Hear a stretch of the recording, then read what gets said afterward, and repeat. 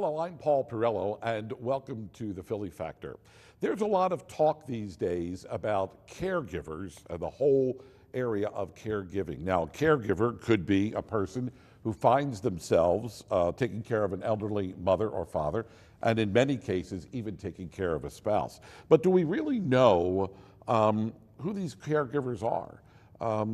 They are men and women living in our own communities that are taking care of elderly family members.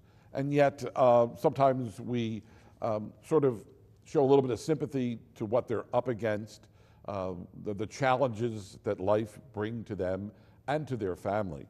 But we're going to be talking about a very important aspect of caregiving, and that is in the African American community. There is a book out by Oxford Press.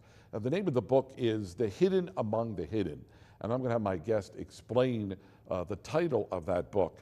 But I found this book remarkably informing because we're talking about men in the African American community who now find themselves as caregivers, taking care of an aging spouse.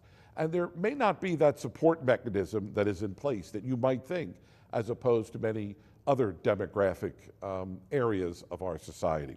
Here to discuss their book, and all three of them contributed to this book, I am so happy to welcome back Dr. Helen Black, John Gross, and Charles Harmon. They have authored this book. It is a wealth of knowledge possessed by men who really live at the intersection of America's relationship with race, masculinity, and our aging population. And I want to welcome you all back because you were with us a few years ago to talk about your other book. Yeah. And Dr. Black, I want to, as I said, even before we start taping, I found this such an eye-opening experience because, you know, we think we know everything that there is to know about caregiving. Yeah.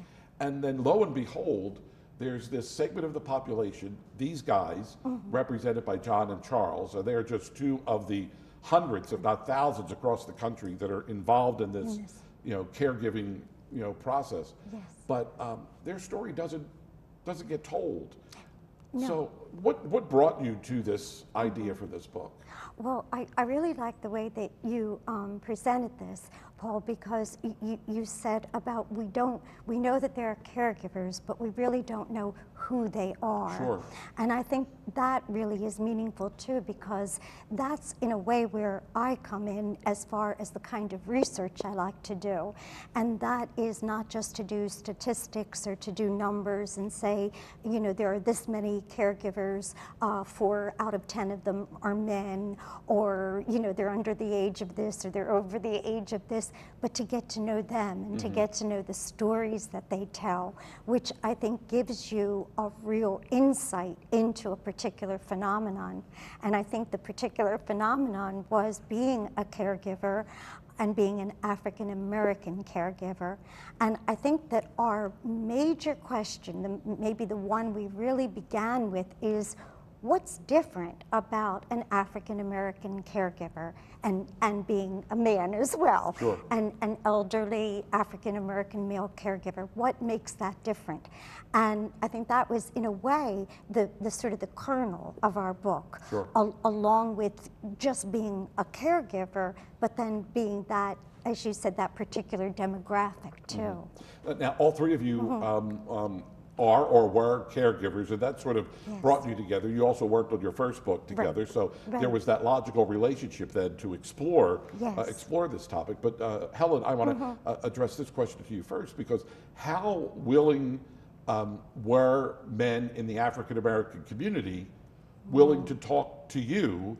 Because not only are you a woman, but you're a white woman dealing with an issue in their community, the African American community. So how eager or receptive were they to talk to you about this issue? Paul, that is the best question ever. We're ready for that question. And I say that because that was one of the things that, because of knowing these guys, that was what we were able to accomplish. And I think that that is where it comes back to research. If we want to do research in this area with African American men, maybe particularly older men, maybe not, maybe it doesn't matter, you have to include the people that are doing this kind of work. Sure. And so right away that we recognize that I probably wouldn't be doing the interviewing, that it would be these guys that did the interviewing, because this is where you have, you know, the trust and the comfort level. I think with me, even though I think, you know, because I know John and Charles, I have been very welcomed into the community. Sure. But I think for a matter like caregiving, which is so, as we talked about a little bit before, so personal and goes so deep and calls into a lot of questions even about masculinity. Is it masculine, you know, to say that you're a caregiver? Do you want to talk about it, or do you want to just, you know, be quiet about it? So in some ways, I think it would really be the guys to talk about the interviewing process. I want to add, because your question is very, very well taken, and it goes back. In our particular case, our relationship started with Helen doing research in the black community, particularly on the elder and other aspects of it. But she was doing we had met before, and she was doing a interview process for one of those papers and wanted to interview me. And I'm gonna be about as honest as I can be about it. And I told Helen, I didn't tell her anything at first. I just refused to call her back. Right. Because there had been a lot of stuff building up in my life between those walls. And I just refused to call her back. And so she used an in-between who gave her the sanction that she was grounded enough to talk about, at least to talk to her and say whether or not. And ultimately, we developed a relationship because I saw in my head, and Fuss did too, that we wanted to put our lives out there, and so that the quid pro quo was, we'll help you with your research if you'll help us with the book. And so that we developed a trust over the years. And a friend of mine said this morning as I was leaving, he said, the three of you guys just get together and you love it like it's not even work, you know what I mean? But that had to develop, which leads back to your question. We had to add, the guys asked us about, you know, well, what are you going to do with this information? What will this lead to? You know, we're tired, sick and tired of being researched, and nothing happened about it. And so that's how that developed, one step at a time. So we had to do that with them. Yeah. Now, Fuss, or Charles, Fuss is your nickname. Yes. And you reached out to guys that you knew. That's correct. And sort of asked them if they would like to participate in this project. Yes. How willing or readily available were they to do this, or was it sort of, this is kind of a personal thing? Because look, you know, as you said, maybe it's the matter of masculinity, or maybe it's, I don't want anybody to know my personal business, or this is my problem and my family's problem, or challenge, maybe is the better word to use. But how eager were they to participate in this survey on this topic? Paul, I'm fortunate in the fact that my background, my training, it leads me to interviewing. So when I interviewed the guys that I knew that were participating in the program, Helen had suggested at the outset that when I visit them in their homes, describe the home, what it looks like. So I'm walking up and I'm talking to the microphone, describing what happened. And the two guys that I interviewed both had their kitchen tables set for dinner. Now, in the old African-American community, this is a well-known thing that goes on, that the dinner table's always set and everything's in place. And that struck me because I hadn't seen that for a long while. Wow. And that warmed me to my interviews. And as I interviewed, they gave me some insights, and because of my training, I was able to pursue other questions, and they really loosened up. And when they were done, they said, I'd like to get a copy of that, because I said some things that I I didn't even, that were stored up here, and they never came out because they weren't, nobody was asking them to share what they had done. And, but I think the most interesting thing is that they did it out of the goodness of their heart. They knew that it had to be done. So they did it. And they didn't realize that it was a challenge to come through with what they did, that they were conditioning the family, that they were taking care of their mother, aunt, whoever was interviewing them about, and that this was just a process they had to go through. And they were amazed at themselves and say, I did all that? And yet when we think often of caregiving, Dr. Helen, we think of the woman who is the primary caregiver when we have an aging situation. So if you have that elderly couple that's living at the end of the block, it's usually the wife that's caring for the husband, or it might be the daughter who's caring for the father.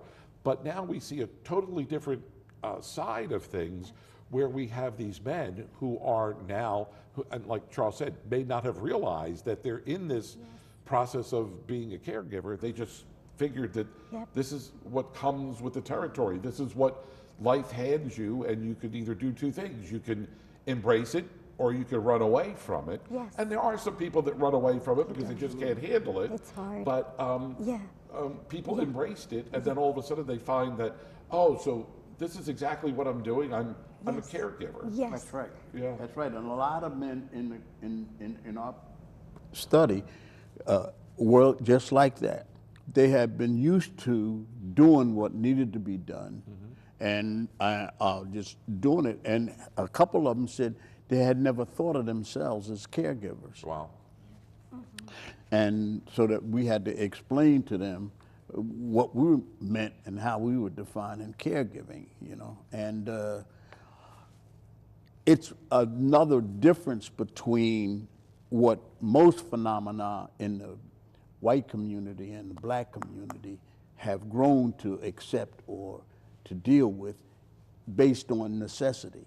And that's one of the real important questions that we had to deal with. Yeah. In the book also there's a questionnaire that is in there, so people can actually see the questions that were asked in the research for the book, and that how all that information is compiled into what is, you know, oftentimes when you think of a study like this, it is so bogged down with details that you, after read a page or two, you're like, you know, I'm overwhelmed with all of the information. This reads like a book that, you know, if you're an avid reader, whether you're reading fiction or nonfiction, whether it's a biography, true life, I mean, whatever it is, this reads from cover to cover, so it's so well done that, and I know that it was meant to be a textbook, but as I said before, this is something that should really be embraced in college libraries. It should be embraced in not only African American households, but I think households in general,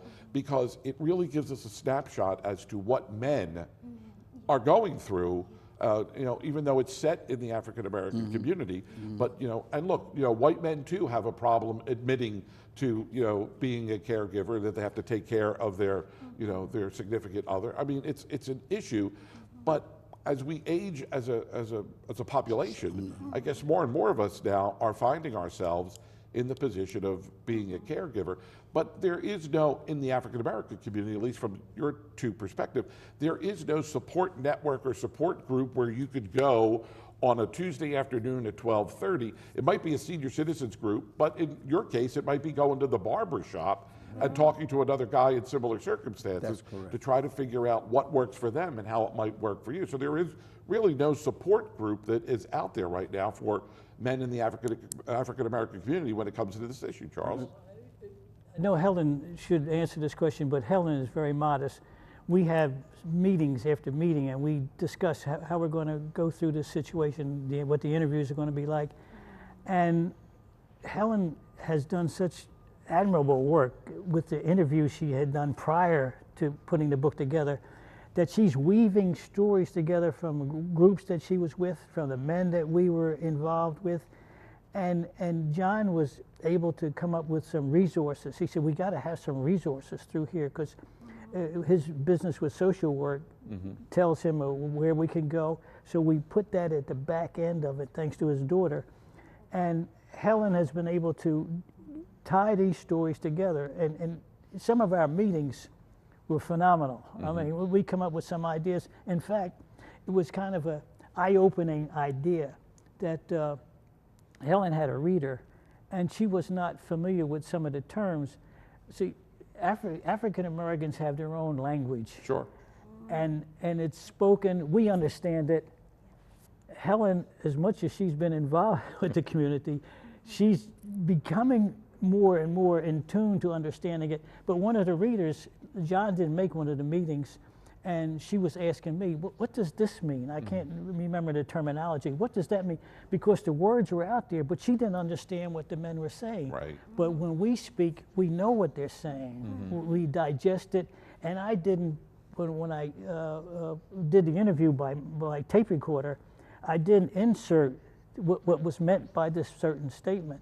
And like I say, I can't go back over the statements right now to tell you exactly what it is, but it made it so much beautiful, more beautiful, when she said, "Oh, that's what he meant by that." See, and I could interview John, and John could say something that you might say, "What did he mean by it?" And I understand what he's saying. Right, exactly. Yeah. And see, when Helen got the interpretation, then she developed this into the whole story, which made it what it is today. One other thing that I'd like to talk about, because you asked this question before, how do we come to the title?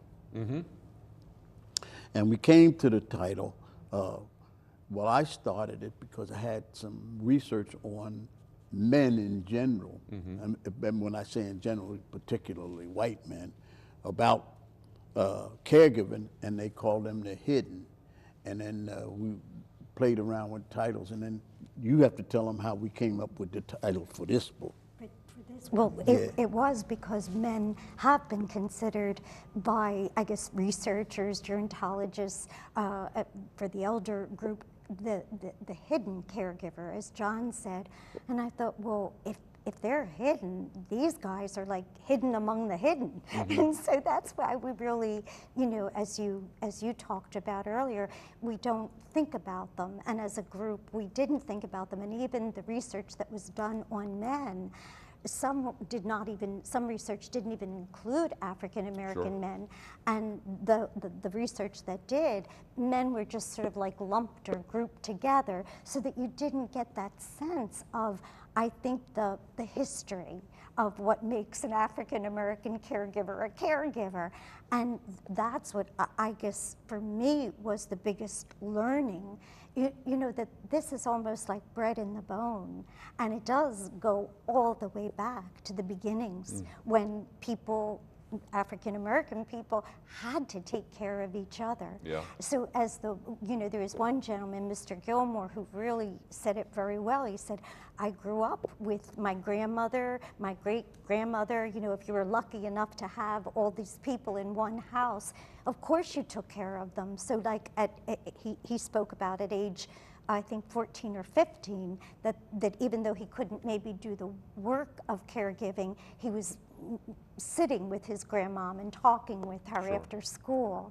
And so I think all of this goes to what both of the guys are saying. They didn't call themselves caregivers because it was just part of the family. It was just the thing you do. And you brought that up, I think, very beautifully. So many of the men didn't think of themselves like that. It was like, well, what else should I do? You know, this is... Incidentally, Paul, no. Our title was thought of, as far as we know, before the movie came out. I was going to ask Yeah. Hidden Our Figures. yes, right. That's right. Yeah, our title came out, and then somebody in Hollywood must have gotten a hold of Helen or something. She sold out, right? Yeah, she sold the title. The Hidden Figures, the women behind NASA, who were responsible for getting Neil Armstrong and Apollo 11 to the moon. Yes, that's an interesting thing.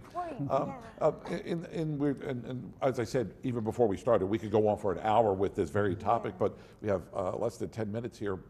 We want to stress the importance of this book for men in the African American community, for students in the African American community, and generally speaking for people in general who want to know more behind this research. stuff anyway. Absolutely, because there's so much negative stuff out there across the board. I mean, if you want to, if there's anyone that argues that there are no role models today in the African American community, I say pick up this book, and you will find dozens and dozens and dozens of men who have stepped up to the challenge. And that's just one small snapshot of what's going on in the community. And I will go as far as saying that there are two men sitting with us here on the set that are positive role models for the African American community today. And again, I know that they're involved in many, many organizations, but hats off and credit to both of you in the work that you do in the community that often goes unrecognized. But I know that you're out there pounding the pavements, talking to groups, young and old, in trying to get the message out there that, you know, we're all really, at the end of the day, we're all in this together. That's important too, Yeah. because we've gotten to the age now where our activism life is off the table. Yep. I mean, we don't do the marches anymore, and we don't. But the one thing that we found that we can still do is write. Yep. And we can probably reach more people with that book. And we take that off of the history of the first book. Yep. We were really surprised how well that book went. And one of the reasons why it went locally is because of our appearance on this show. And so I really want to thank you for that. And thank you for having us back again. Right. Yeah, anytime, you know. Because every guy say, look, once is enough. No, not at all, not at all. I mean, I want to, where could people get more information about the book? Because, you know, we're sort of dangling that carrot and whetting their appetite. And they may go to their local neighborhood in Germantown or North Philly or Olney or wherever, South Philly, looking for the book. It may or may not be there. But is there anything that we can do, Helen, that sort of can move your mission forward in getting this book out into the public? Well, Paul, thank you for even asking that. I think that Amazon does carry it. I think that Oxford University Press, too. We're, you know, trying to establish or get together, how do you say, some book signings. So we're going to be doing that, too. And we'll try to, you know, promote that and advertise as much as we can. Also, I'd be happy to give my email address if anybody wants to know more about it or talk about it. More than happy to do that, because it was, and this is what I want to say for all of us, sometimes as difficult as it was truly a labor of love. Yeah, I guess when you sit back and you look at this book and you realize what a positive experience this has been. And, you know, look, in order to arrive at a book like this, there's a lot of you know, frayed nerves that come with the territory. But that's with anything.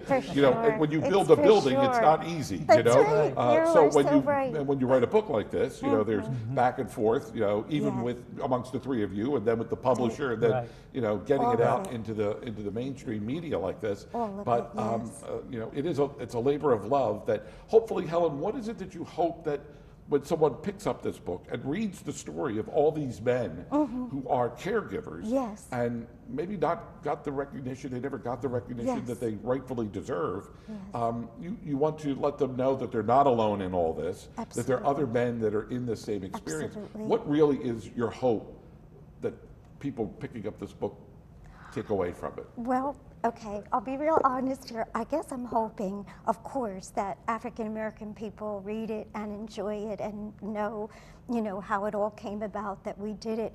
But I guess what I'm also hoping for, and we sort of, you know, allude to that at the end, you know, that we can't afford to be just individuals in this society, or to say, you know, we're one group, we're an African American group, or this or that. We have to see that we we really are all in it together. And I think when you look at a book like this, you see, okay, yes, we are talking about African American men, but it could be anybody. You know, it could be my story in, you know, slightly different circumstances, but Right. still my story. It could be your story, could be anybody's story. I mean, this is really a story about like a journey of life, the pilgrimage of life, as we said it in one chapter, and about love. You know, like what it really means to be a loving person. I'd like to add one question, answer before we go to that question. We are now attempting to have book signings in organizations who are established in the Black community.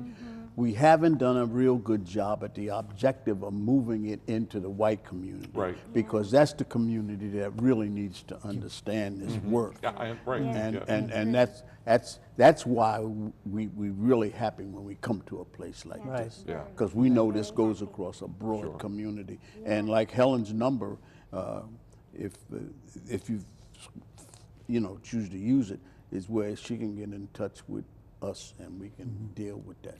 Okay. Well, it was a fast half hour, and we only scratched the surface of the book, but we do want people to go out and look in your local library, go to Amazon. The name of the book is The Hidden Among the Hidden. You will thoroughly enjoy.